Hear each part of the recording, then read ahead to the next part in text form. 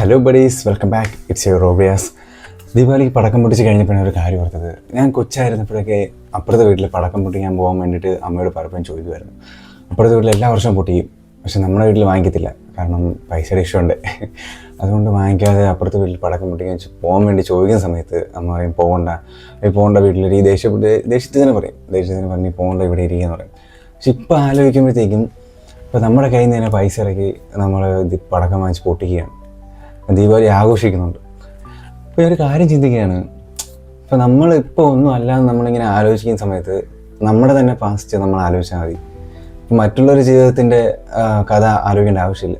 നമ്മളിപ്പം എങ്ങനെയാണോ അതിൽ നിന്ന് താഴോട്ട് ആലോചിച്ച് കഴിഞ്ഞാൽ ഇപ്പോൾ നമ്മൾ എങ്ങനെയാണെന്നുള്ളത് നമുക്ക് മനസ്സിലാവും. അതിൽ നിന്ന് കുറച്ചുകൂടെ മെച്ചപ്പെട്ടാണ് ഇപ്പോൾ നിൽക്കുന്നത്. അപ്പം മറ്റുള്ളൊരു ജീവിതം നോക്കിക്കഴിഞ്ഞാൽ മനസ്സിലാവും അവർ നമ്മളെക്കാൾ എത്ര ദാരിദ്ര്യമാണെന്ന് പറയുന്നവരോട് നമ്മുടെ തന്നെ ജീവിതത്തിൻ്റെ പാസ്റ്റ് നോക്കിക്കഴിഞ്ഞാൽ നമുക്ക് മനസ്സിലാവും നമ്മൾ എത്ര മെച്ചപ്പെട്ടിട്ടു എന്നുള്ളത്. അപ്പോൾ നിങ്ങൾക്കും ഇതുപോലെ ലൈഫ് ലെസൺസ് എന്തെങ്കിലും ഉണ്ടാവും. നിങ്ങൾ ഇരുന്ന് ചിന്തിക്ക്, നിങ്ങൾ എത്രത്തോളം മെച്ചപ്പെടുന്നുണ്ടെന്ന് നിങ്ങൾ ആലോചിക്കുക. അപ്പോൾ ഇത്രയേ ഉള്ളൂ, ഞാൻ ഇത് പറയാനാണ് വന്നത്. എനിക്കെന്തോ നിങ്ങളോട് ഇത് പറയണമെന്ന് തോന്നി. അപ്പോൾ ഇത്രയേ ഉള്ളൂ ഗൈസ്, സൈനിങ് ഓഫ്, ബൈ.